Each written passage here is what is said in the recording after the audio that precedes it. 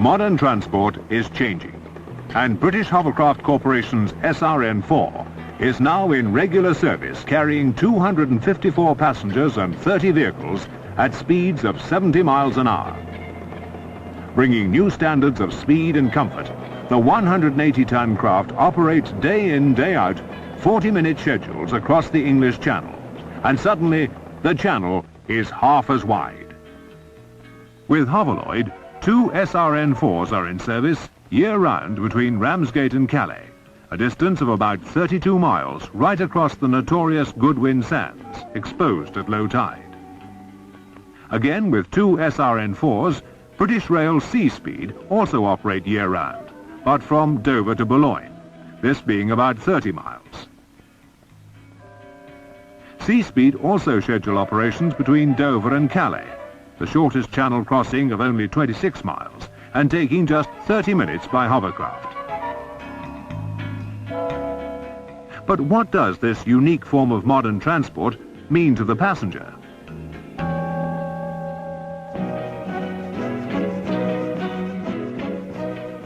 Hoverloid's modern Ramsgate hoverport is modelled more on the lines of an international airport than a ferry terminal.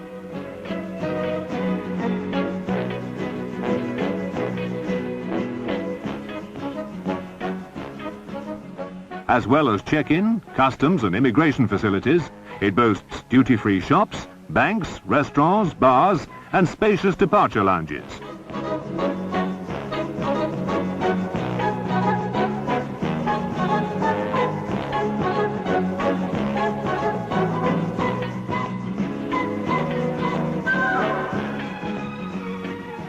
Outside is the wide apron, capable of taking several SRN4s. The fully amphibious capability of these craft allows the effortless transition from water to land.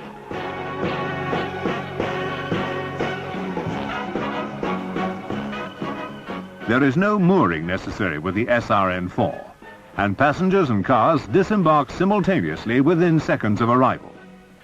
Vehicles unload right at the roadhead, not at the end of a long deep-water berth. Passengers and cars pass straight into the customs halls, which are within the hoverport confines and where the latest procedures minimize delay. Holiday coaches are also carried aboard the craft, unloading whilst passengers clear customs and immigration.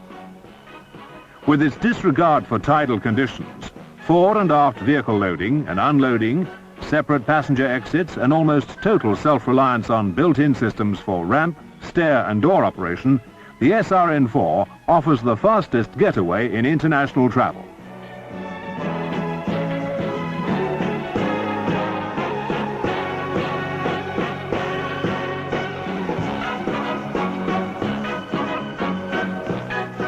Quick turnaround is the keynote of hovercraft operations, and neither passengers nor vehicles need travel far from departure areas. At this time, the SRN4 becomes an almost integral part of the overall terminal complex. Passengers embark amidships on either side of the craft, and vehicles load onto the spacious car deck, which is accessible from the passenger cabins. The hoverport terminal staff are readily able to deal efficiently with the steady flow of traffic created by the combination of craft capacity and service frequency.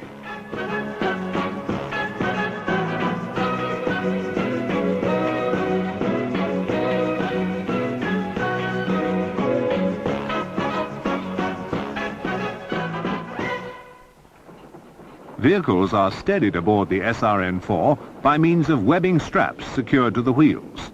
This allows the suspension to gently absorb craft motion. Fore and aft car deck doors are hydraulically controlled, and the bow door also forms a gently sloping ramp. A stepway leads from the car deck to the cockpit, which is located above the bow, permitting an unrestricted view for the captain and crew.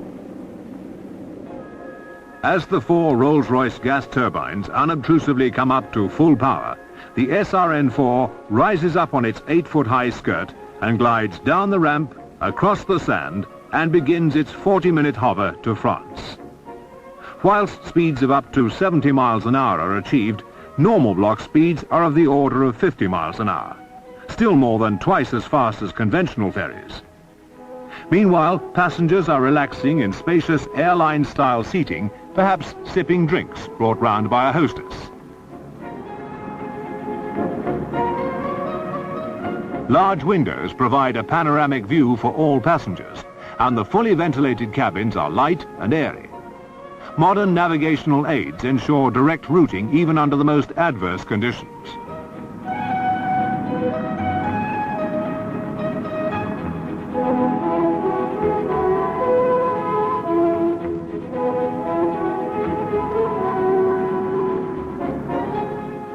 Little more than an hour after checking in at Ramsgate International Hoverport, the French coast and Calais loom into sight, and the SRN4 skims smoothly onto the ramp.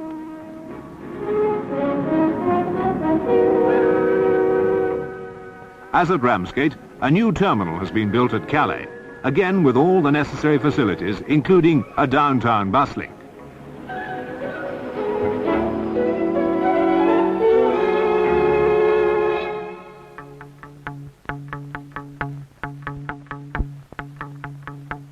Seaspeed, with its blue and white craft, operated the first SRN4 service across the channel from Dover to Boulogne, although Hovercraft pioneered channel crossings using the smaller SRN6 on summer passenger services.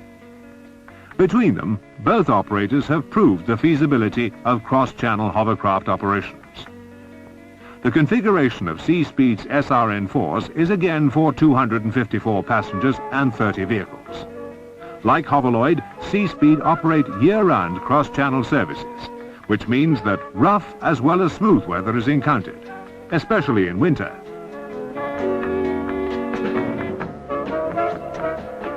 The channel is renowned for its changeable conditions, and the SRN4 is well capable of coping with waves more than 10 feet high and wind speeds around 35 miles an hour. This is the true test of hovercraft, and one which British Hovercraft Corporation has explored more fully than any other manufacturer.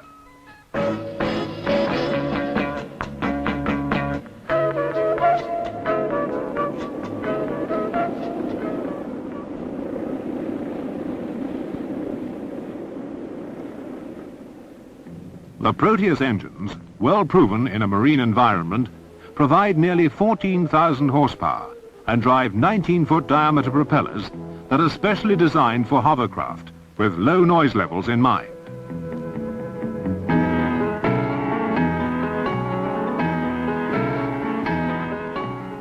Normally operated by a captain, first officer and navigator, all crews have marine experience and qualifications.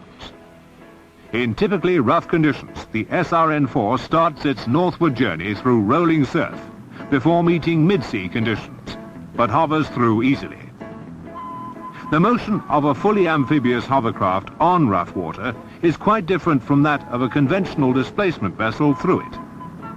Because of the higher cruising speed of the SRN4, the trip time is far less, and the basic hovercraft principle ensures additional stability. Conventional ferries take more than twice as long to cross the English Channel as an SRN4. And for world ferry routes of up to 70 miles, the hovercraft speed and very high work capacity will offer serious competition to established ferry operations in the future.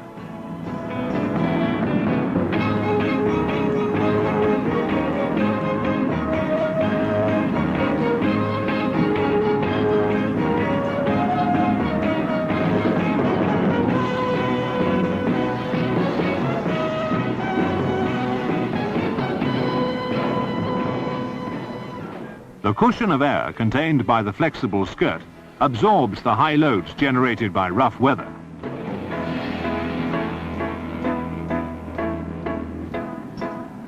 Seaspeed, operating from Dover, have proved conclusively that the craft is completely controllable in the confined environment of the harbour.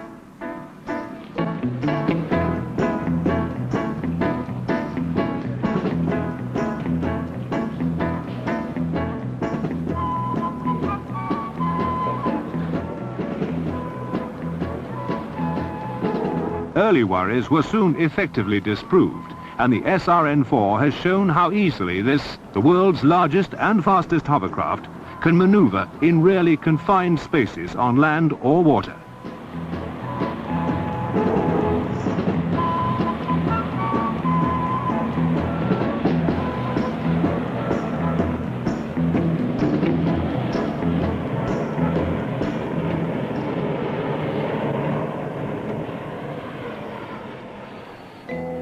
Seaspeed's Dover Hovercraft Terminal is alongside the conventional ferry complex, but has its own arrival and departure facilities as a self-contained unit. Although the ramp at Dover is not large, up to 4 craft per hour can be accommodated, together with engineering facilities, which for the SRN4 means simple dry land maintenance and refueling. In conjunction with conventional air rudders, the SRN4 uses 2 other simple control techniques. Control wheel to the left turns the craft to port. Control wheel to the right turns the craft to starboard.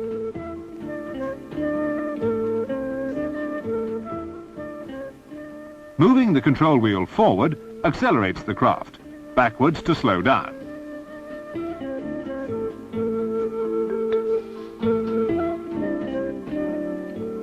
As with the rudders, throttle operation is akin to that of an aircraft, and various controls, for example rear pylons and fins, can be operated in conjunction. The operation of the SRN4 is straightforward, and control and maneuverability powerful and precise.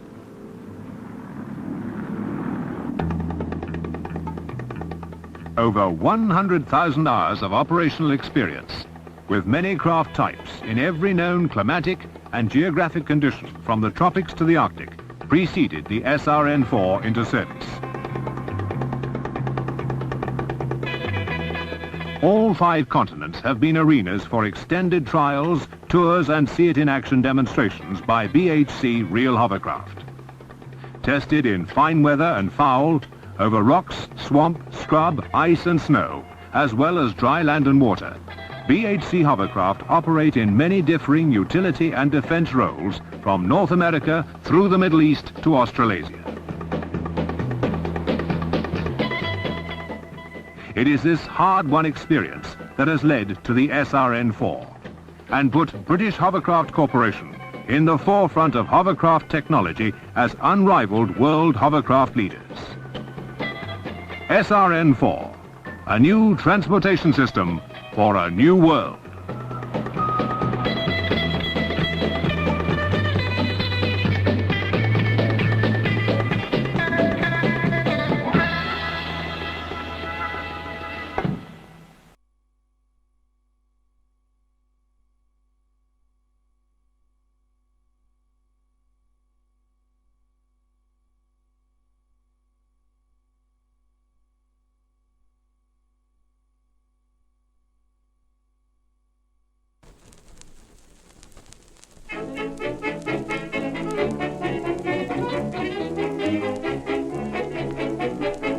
I know a fat old policeman, he's always on our street.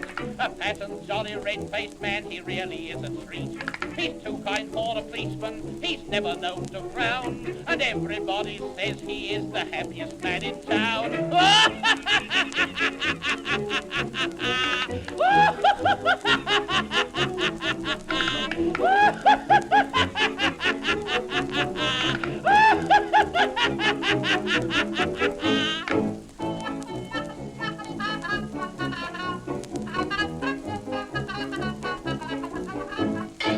Upon point duty, he laughs upon his beat. He laughs at everybody when he's walking in the street. He never can stop laughing, he says he's never tried. But once he did arrest a man and laughed until he cried.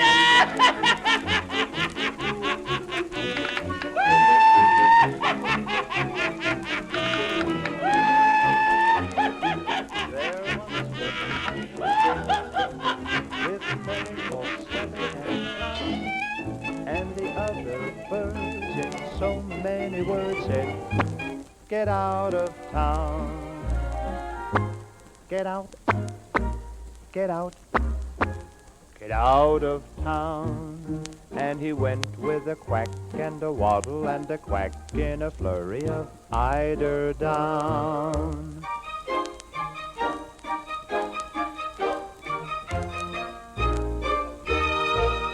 That poor little ugly duckling went wandering far and near, but at every place they said to his face, now get out of here. Get out. Get out.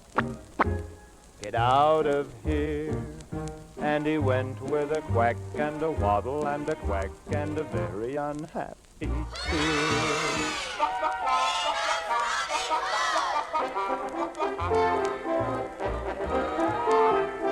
All through the wintertime, Robin Hood, riding through the glen.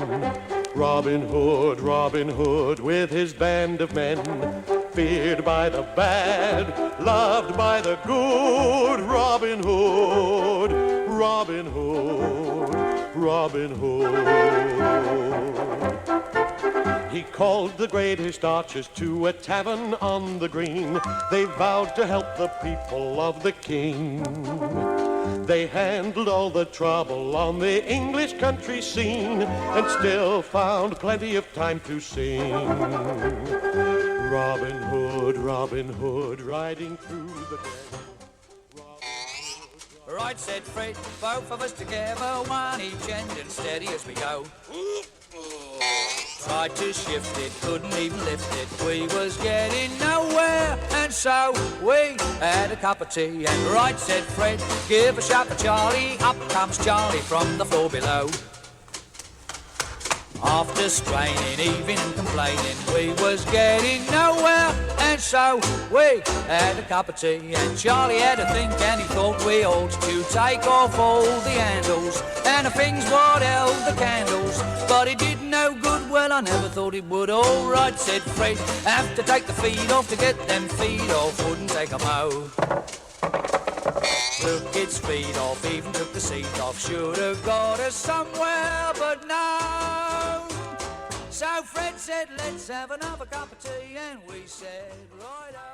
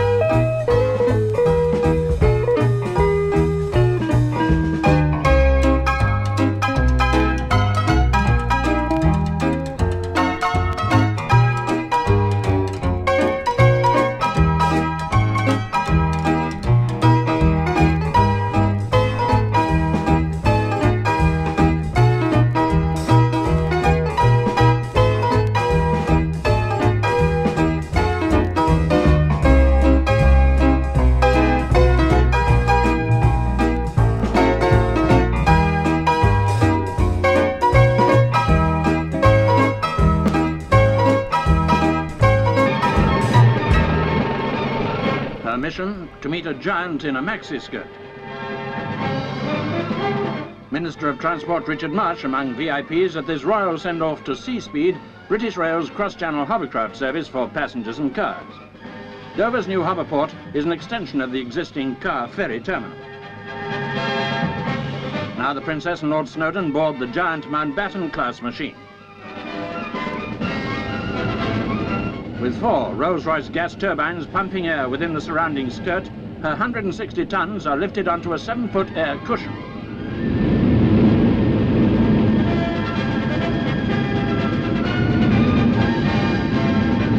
Apart from providing the cushion, each engine drives a pylon-mounted propeller. Steering's controlled by swivelling the pylon.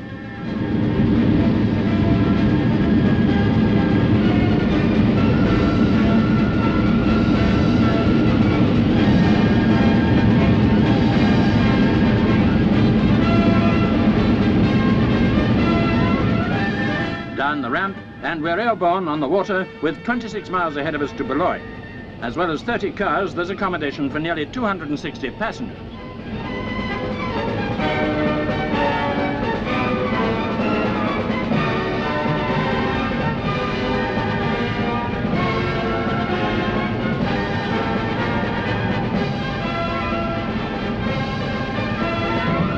Linking the white cliffs of Dover with the motor routes of northern France, the new service will soon be operating 6 trips a day in both directions. Belting along at over 70 miles an hour, average time for the trip only 35 minutes.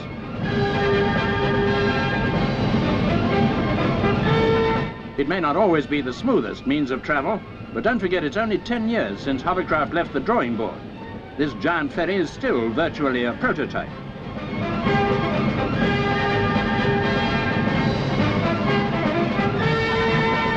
Compared with the fare by boat, the cost of hover travel is pretty reasonable. £7 return compared with just over 5. And it saves nearly an hour in journey time. Seems almost no time before we're approaching the beach at Le Portel near Boulogne.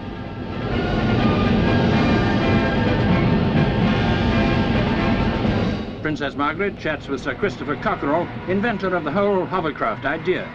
It seems incredible that one short decade could produce such a gigantic advance.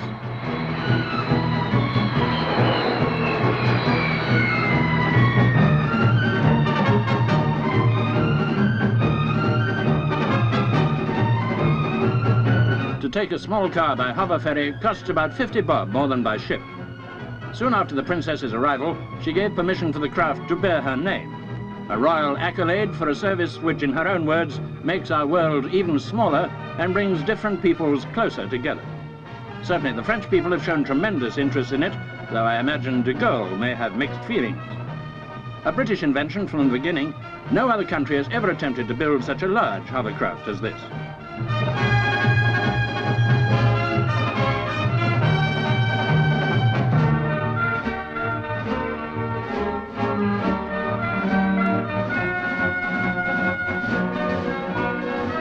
The versatility of hovercraft has already been proved on a world scale. The list of buyers proves that.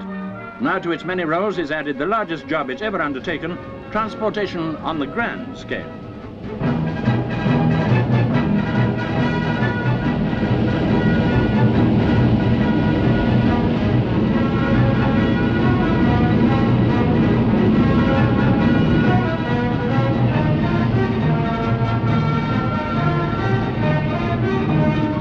That thought up the miniskirt is proud to present the biggest thing in maxi skirts in the world.